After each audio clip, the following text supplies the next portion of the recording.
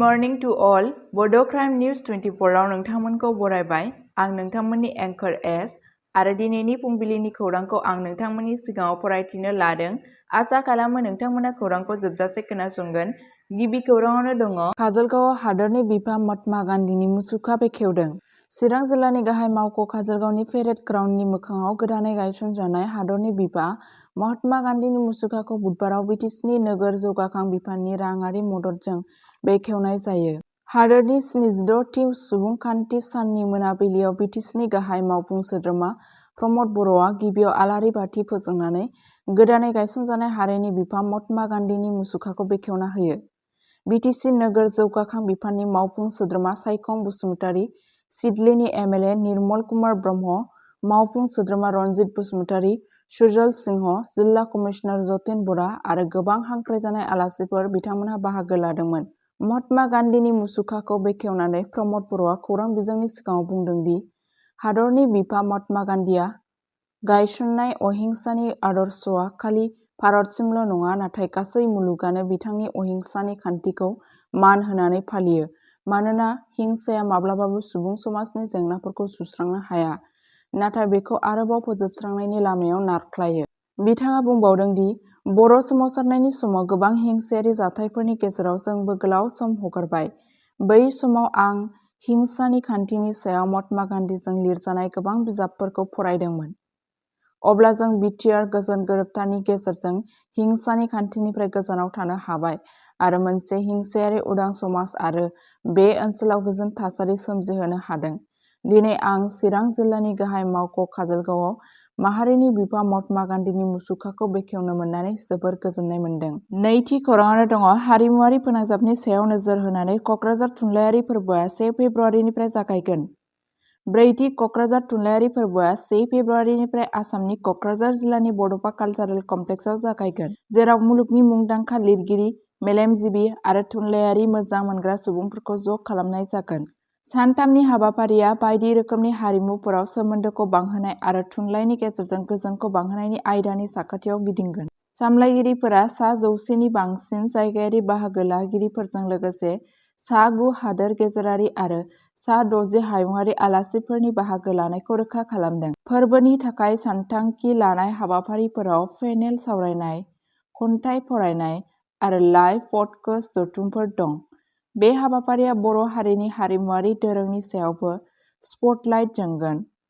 नागालेन्ड आयेन आफादगिरि बुंथिगिरि सरिनगें लंकुमार फोरबोनि मोनसे गाहाय बिबुंथिखौ दिन्थिनानै गाहाय बिबुंथि होगोन। खुंगिरिफोरा सावरायनाय आरो हेफाजाबखौ थुलुंगा होनायजों लोगोसे थुनलाइयारि बायदि रोखोमखौ फालिनो थाखाय बे प्लेटफर्मखौ बाहायनो थांखि लायो। थामथि खौराङावनो दङ एनडीएफबीनि सोद्रोमाफोरखौ हगारनाय आरो बिटिआर गोरोबथाखौ आबुङै मावफुंनो दाबिनाया गोख्रोंसिन जाबाय। 5थि बिटिआर गोरोबथा साननि सिगां एनडीएफबीनि सोद्रोमाफोरखौ हगारनांगौनि दाबि। आबसु 5थि बिटिआर गोरोबथा सान साखाथि सौफैनाय लोगो लोगो आथिखालाव गुवाहाटी सेन्ट्रेल जेलाव थानाय सा 66 बारग' national democratic front of Bodoland एनडीएफबीनि सोद्रोमाफोरखौ हगारनायनि दाबिफोरा गोख्रोंसिन जाबाय। बेजों लोगोसे 27 जानुवारि 2020 मायथाइयाव सागान होजानाय बिटिआर गोजोन गोरोबथानि थालांनाय दफाफोरखौ आबुङै मावफुंनो थाखाय गोदानै खावलायनाय जादों। बे गोरोबथायाव एनडीएफबी हानजाफोर दुलाराय बर' फरायसा आफाद आबसु, इउनाइटेड बर' पिपल्स अर्गानाइजेशन्स इउबिपिअ आरो मिरु सोरखारा गनायथि होदोंमोन। बावैसो सिगां क'क्राझारनि बड'फा हाउसआव मोनसे खौरांगिरि मेल आबसुनि आफादगिरि दिपेन बर'आ थामथि बर' गोरोबथाखौ गोबाव खालामालासे मावफुंनो गोनांथिनि सायाव गोसो होदोंमोन। जों बड'लेण्डआव गोजोन थानायखौ लुबैयो आरो बेयो अब्लासो जानो हागौ जेब्ला गोरोबथाया आबुङै मावफुंजायो, बिथाङा बुंदोंमोन। एबिएसइउआ ओनसोलाव गोलाव समनि गोजोन आरो दावगानायखौ रोखा खालामनो थाखाय गोरोबथानि आद्रा थानाय रादायफोरखौ आबुं खालामनो बिबानगिरिफोरखौ खावलायबाय थादों। 5थि बिटिआर गोरोबथा सानखौ 27 जानुवारि 2025 खालि आसामनि चिरां जिल्लानि खासिक'ट्रा गोजौसिन गेजेर फरायसालिनि गेलेग्रा फोथाराव फालिनाय जागोन। एबसुनि बानजायनायाव खुंफुंनाय बे हाबाफारियाव बिटिसिनि गाहाय मावफुं सोद्रोमा प्रमद बर', एमपि रोंगोरा नार्जारि आरो जयन्त बसुमतारी आरो बिटिसिनि लेङाइ गाहाय गोबिन्द बसुमतारीजों लोगोसे गाहाय राजखान्थि दैदेनगिरिफोरा बाहागो लागोन। बे फालिथायाव गुबुन गुबुन हायुंआरि बर' आफादफोरनि सा 3,000 सो थान्दैफोराबो बाहागो लागोन होनना साननाय जादों। बे हाबाफारिनि गाहाय बाथ्राफोरनि मादाव मोनसेया जागोन बड'फा उपेन्द्रनाथ ब्रह्म आरो मोनसे जिउगोनां बर' हारि दानायनि सिमां मुंनि मोनसे सावरायलायनाय जुथुम। बे जुथुमनि थांखिया बर' हारिनि सासे नोजोर गोनां दैदेनगिरि बड'फा उपेन्द्रनाथ ब्रह्मनि बिहोमाफोरखौ मान होनाय आरो जौगालु बर' समाजनि गावनि सिमांखौ जाफुंहोनायनि लामाफोरनि सायाव सावरायनाय। बे फालिथायफोरा गोग्गानाय आरो खौसेथिनि बुब्लि जागोन होनना मिजिंथिनाय जादोंब्लाबो बिटिआर गोरोबथाजों सोमोन्दो थानाय सुस्रांजायै जेंनाफोर आरो NDFBनि दैदेनगिरिफोरखौ जोबथेसालियाव दोनबाय थानाया गाहाय सान्नायफोर जानानै दं। ओनसोलनि दैदेनगिरि आरो मावथिफोरा बड'लेण्ड ओनसोलाव अरायथा गोजोन आरो जौगानायखौ रोखा खालामनो थाखाय बेफोर आफादफोराव गोख्रोङै राहा लानो नागिरगासिनो दं। ब्रैथि खौराङावनो दङ गुवाहाटीनि 6 माइल ओनसोलाव सानै ATM थगायग्राखौ हमदों। दिसपुर पुलिस थानानि मोनसे पुलिस हान्जाया 6 माइल ओनसोलाव सानै सन्देह गोनां ATM थगायसुला एनुस आली 23 बोसोर आरो हाबिजुल हक 23 बोसोरखौ हमनो हादों। अपारेशननि समाव पुलिसआ बिसोरनि आवथानिफ्राय गंबा खावनाय ATM कार्ड आरो गंबा मबाइल हेन्डसेट बोखांनो हायो। जाथायखौ थगायसुला खामानिफोराव बाहायनाय जायो होनना फोथायनाय जायो। बे खाजानाया ओनसोलाव रांखान्थियारि थगायनायनि रिपर्टनि उनाव जादों, जेराव सन्देह गोनां सुबुंफोरा ATMआव सन्देह गैयै सुबुंफोरखौ नोजोर होदोंमोन। दायनिगिरिफोरनि बेरेखायै आयेनारि राहा लानाया आरोबाव नायबिजिरनाया सोलिगासिनो दं। 5थि खौराङावनो दङ आसामाव मोसौ बुथारनायखौ दिन्थिनाय भिडिअ पस्ट खालामनायनि दायाव सा 6 हमजादों। गुवाहाटी पुलिसआ इनस्टाग्रामाव मोसौ बुथारनायखौ दिन्थिनाय मोनसे भिडिअ पस्ट खालामनायनि थाखाय सा 6 सुबुंफोरखौ खादों। भिडिअआ जाय रागा जोंखांदोंमोन, हाथिगाव पुलिस थानायाव आसाम मोसौ संरैखाथि आयेन 2021 नि सिङाव मोनसे केस रेजिस्टार खालामदोंमोन।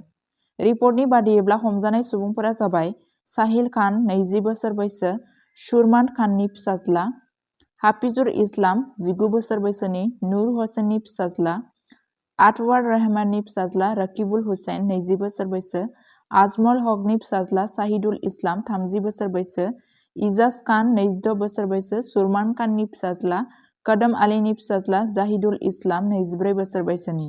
गासैबो कामरुप जिल्लानि आसलपारा गामिनि। हाथिगाव पुलिस थानायाव आसाम मोसौ संरैखाथि आयेन 2021 आरो गुबुन सोमोन्दो गोनां आयेनफोरखौ बाहायनानै मोनसे केस रेजिस्टार खालामनाय जाबाय। पुलिसआ खोथा होदोंदि बेबादि खामानियाव लोब्बा थानाय सुबुंफोरनि बेरेखायै गोख्रों राहा लानाय जागोन। आरोबाव नायबिजिरनाया सोलिगासिनो दं। 6थि खौराङावनो दङ गुवाहाटी खाथिनि जाराबादआव सिलिन्डार लांनाय गारियाव अर खामदों।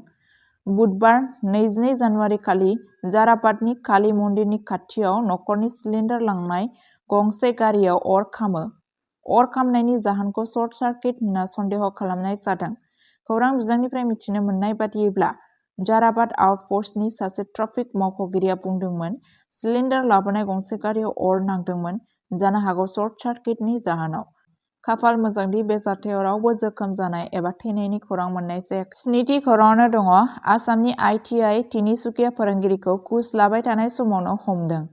Directorate of vigilance and anti corruption Assam DVSCआ ITI तिनिसुकियानि IMCनि सासे फोरोंगिरि पिटार जाहाबज्यति मौदखौ घुस लानायनि दायाव हमदों। मौदखौ गावनि फिसाज्लानि फसंथानाव मुं थिसननायनि बदलै सासे अजद होग्रानिफ्राय रां लानाय समाव हमनाय जादों होनना सुलुंनिफ्राय मिथिनो मोननाय जादों। बड' क्राइम निउज 24 खौ नायनायनि थाखाय साबायखर। सानफ्रोमबो बड'लेण्ड आरो बिनि बायजोनि खौरां आरो आपडेटनि थाखाय बड' क्राइम निउज 24 चेनेलखौ अननानै नोंथांमोना साबस्क्राइब खालामनानै ला आरो लोगोफोरनोबो शेयार खालामनानै हो। गोजोन्थों।